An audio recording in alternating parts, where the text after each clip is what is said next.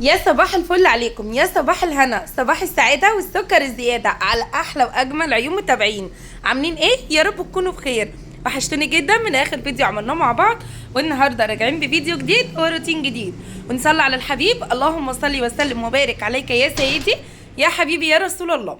عاملين ايه؟ هنبدأ يومنا كده من بدري كده، شغلانة البدرية منسية. تعالوا نسمي بالله ونصلي على الرسول ونشوف هنعمل ايه مع بعض النهارده. مبدئيا بقى كده، البلكونه بتاعتي دي مضايقاني جدا جدا جدا، وبالذات بقى لو واقفه بنشر او حاجه، حرفيا بحس ان انا في الشارع، وكل الناس اللي ماشيه في الشارع بتبقى رافعه راسها لفوق بيدوروا على ايه. والله العظيم ما انا عارفه، لدرجه ان انا بقعد هو في وانا في حاجه غلط، عارفين انتوا الاحساس ده.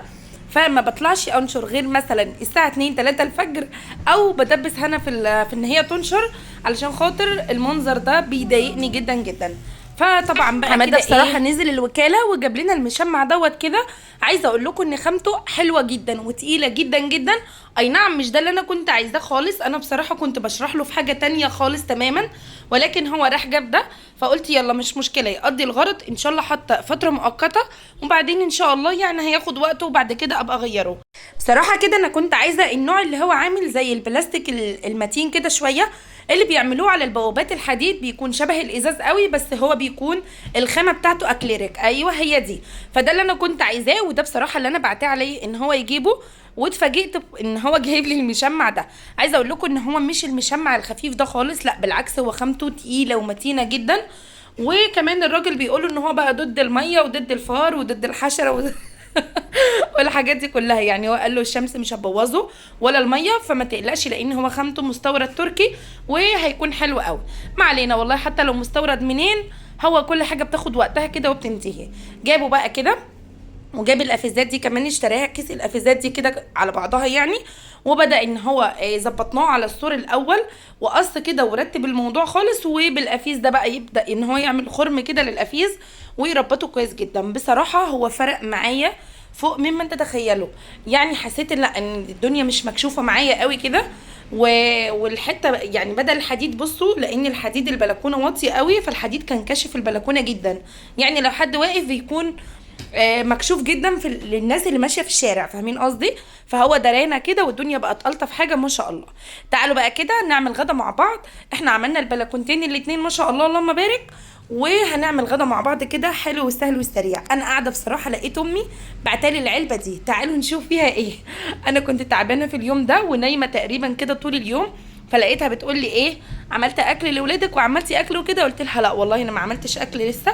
راحت قالت لي خلاص انا هبعت لك التوك توك فيه حاجات، قومي شوفيها بقى وشوفي هتعملي ايه. لقيتها بقى بعتلي السمك زي ما انتم شايفين بالشكل ده، والله العظيم مغسول بقى كده ومتنضف ما شاء الله، ومتبل وجاهز كده على القلي على طول.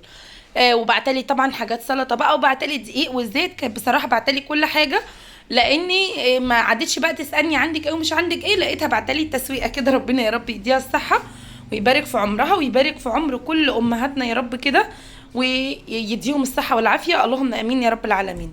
بصوا بقى، انا عملت افتكاسه هنا في السمك، وبصراحه طلعت خطيره جدا جدا، وانا خلاص اعتمدتها. ماما كانت جايبه لي ما شاء الله سمك بزياده، بس انا هعمل فيه افتكاسه حلوه قوي برده كده للناس اللي بتحب السمك كريسبي ومقرمش زي حالتنا كده. الفكره دي هتعجبكم جدا. انا عندي جوزي بيحب السمك يكون ناشف جدا، وطبعا السمك هنا علشان مزارع مش بلدي، فبحس ان مهما بيتحمر بيكون برده طري شويه، غير السمك مثلا اللي هو البلدي، او لما حماتي ربنا يديها الصحه بتبعت لنا سمك من البلد بيكون مقرمش وبيختلف عن السمك ده تماما. فانا قلت بقى ايه، هفتح السمكه كده نصين زي ما انتم شايفين كده، عملتها نصين. عايزه اقول لكم ان الحركه دي فرقت جدا جدا في السمك، في التسويه وكمان في الطعم وكمان في القرمشه، بجد حرفيا بتنقل السمك في حته تانية.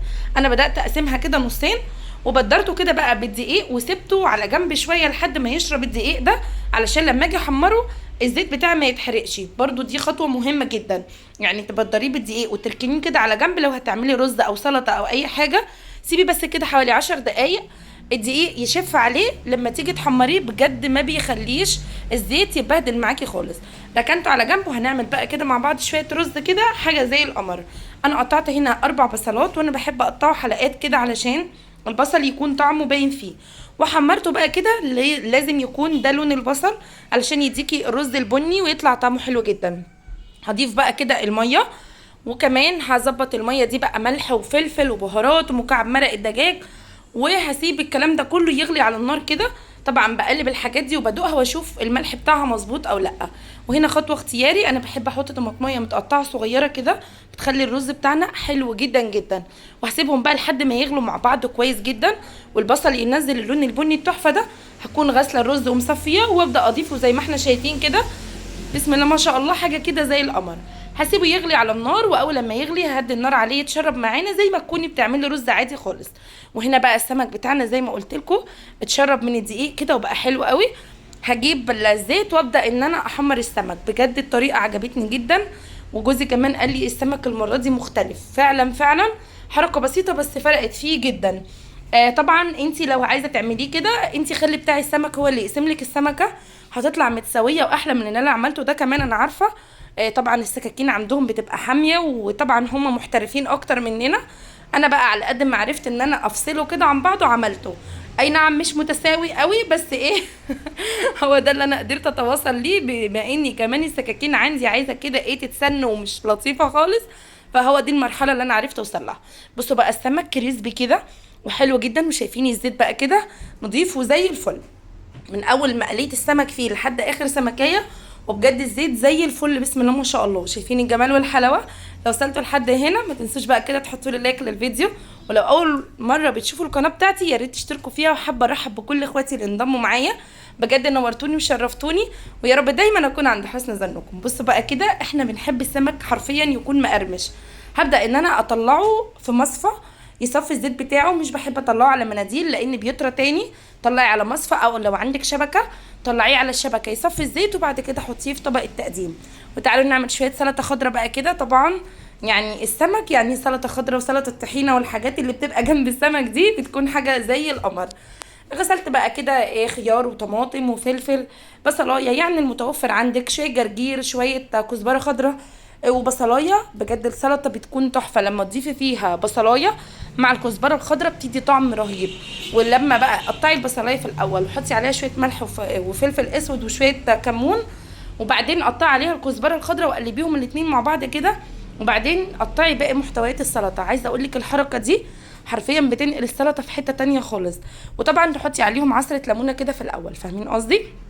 بس كده هنعمل السلطه. ما كانش بصراحه عندي طحينه، كان نفسي اعمل سلطه الطحينه. انا بقى يا جماعه من عشاق السمك بكل حالاته وبكل حركاته وتكاته. بس يعني ايه، بحب السمك اللي اكون عارفاه، فاهمين قصدي؟ يعني بحب السمك البلطي جدا، انا بعشقه. بحب السمك المكرونه قوي. السمك المكاريلي ده انا مش بحبه. عندنا كل العيله بتحبه بلا استثناء، اذا كان من عند امي او من عند حماتي كلهم بيحبوا السمك المكاريلي ده الا انا بحس ان السمك المكاريلي ده زفر، مهما عملتي واتشقلبتي فيه هو سمك زفر، فانا ماليش فيه. بحب السمك البوري جدا والمكرونه والبولتي. طبعا الاستاكوزا بقى والكابوريا والحاجات دي انا ماليش فيها تماما وبخاف من شكلها. بحب الجمبري قوي، بحب السبيط. يعني بصوا الحاجات اللي انا اعرفها في اسماك كده غريبه ولا بكون عارفاها ولا شفت شكلها قبل كده، فبخاف ان انا اخد التجربه، فاهميني؟ بص بقى الرز ما شاء الله لونه بني وتحفه، وكانوا شويه رز تحفه. عايزه اقول لكم ان انا يعني حسيت ان الرز ده قليل، وعملت فيه تركايه كانت بصوا بجد عظيمه جدا. قربت لكم بس كده الكاميرا اهوت عشان تاخدوا بالكم. انا حسيت ان الرز قليل، وده كان نص كيلو من الرز تمام كده. لسه بقى هبعت ياسين ينزل يجيب لي، وهياخد وقت قد كده. قمت جايبه نص كيس لسان عصفور ومحمراه وضفته على الرز كده. حمرته الاول في طاسه لوحده وبعد كده نزلته على الرز. والله العظيم الميكس ده كان فظيع. هي حركه صدفه طبعا يعني عشان ازود بيها الكميه، ولكن كان تحفه. جوزي يقول لي انا اول مره اكل رز السمك تكوني عاملاه بالحلاوه دي. فبصراحه بتبقى حركات كده مش مقصوده يعني، بس بتطلع نتيجه جباره. تعالوا بقى كده نرص السمك بتاعنا كده ونحطه في طبق التقديم. حطيت شرايح ليمون كده، شويه خضره كده. بصي بقى اهم من الشغل تظبيط الشغل، قدمي الاكل بشكل حلو علشان ايه اللي ياكل منه كده يعني يشده ويبقى يلفت انتباه اللي هياكل. بألف هنا وشفا على قلب كل اللي هياكل منه. بصوا جماله وحلاوته بجد. شويه سمك كانوا تحفه وكان طعمه مسكر وحلو جدا. وادي الرز بتاعنا اهوت حاجه كده زي القمر. والسلطه الخضراء بصوا غدا سهل وبسيط وجميل جدا. بألف هنا وشفا.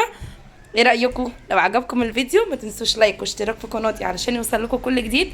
كل اخواتي وحبايبي بحبكم في الله، ويا رب دايما اشوفكم بخير وكل خير. سلام عليكم.